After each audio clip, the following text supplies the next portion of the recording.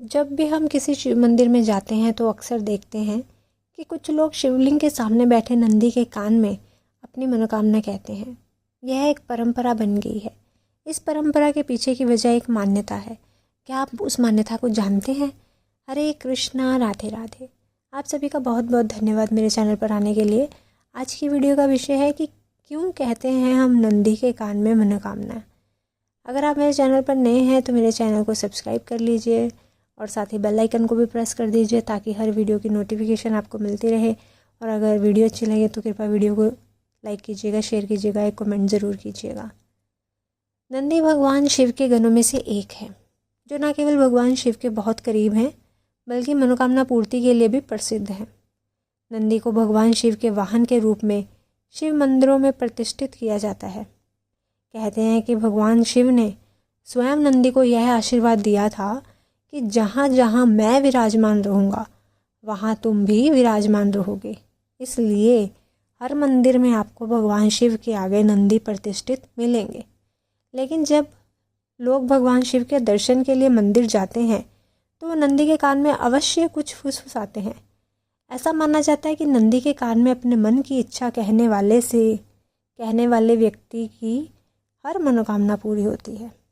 लेकिन कैसे नंदी उनकी मनोकामना पूर्ण करते हैं और नंदी के कान में ही क्यों फुसफुसाया जाता है? आपकी मनोकामना पूरी हो इसलिए अपनी बात नंदी के कान में कहने से पहले किन किन बातों का ध्यान रखना चाहिए, आइए जानते हैं ये सब कुछ। नंदी के कान में क्यों फुसफुसाया जाता है, पहले इसको जानते हैं। पुराणों के अनुसार भगवान शिव एक योगी हैं और इस कारण अधिकतर समय वे तपस्या में ही लीन रहते हैं। ऐसे में भक्तों की आवाज़ और उनकी मनोकामना उन तक पहुंचने पर उनके ध्यान में विघ्न पहुंच सकता है। इसलिए नंदी वहां तैनात रहते हैं ताकि महादेव की तपस्या में किसी प्रकार का विघ्न ना आए और भगवान शिव तक उनकी मनोकामना पहुंचाने के लिए लोग नंदी का सहारा लेते हैं और उनके कान में अपनी मनोकामना कहते हैं। कथाओं के अनुसार स्वयं भगवान शिव ने नंदी को यह वरदान दिया था कि जो तुम्हारे कान में आकर अपनी मनोकामना कहेगा उसकी हर इच्छा ज़रूर पूरी होगी। मनोकामना जाहिर करते समय इस बात का ध्यान रखा जाता है कि अन्य लोगों को वह सुनाई ना दे, इसलिए इसे फुसफुसाया जाता है।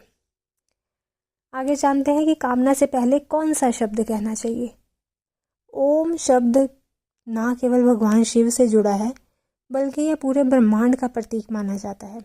इसलिए नंदी के कान में अपनी कामना बोलने से पहले ओम शब्द का उच्चारण करना चाहिए। इससे आपकी मनोकामना भगवान शिव तक जल्दी ही पहुंच जाती है। आगे जानते हैं कि किस तरफ के कान में कहनी चाहिए अपनी इच्छा। अक्सर लोग जानकारी के अभाव में नंदी के किसी भी कान में जाकर अपनी बात कह देते हैं, लेकिन व्यक्ति को अपनी मनोकामना नंदी के बाएं कान में बोलनी चाहिए। इस कान में मनोकामना बोलने का अधिक महत्व है।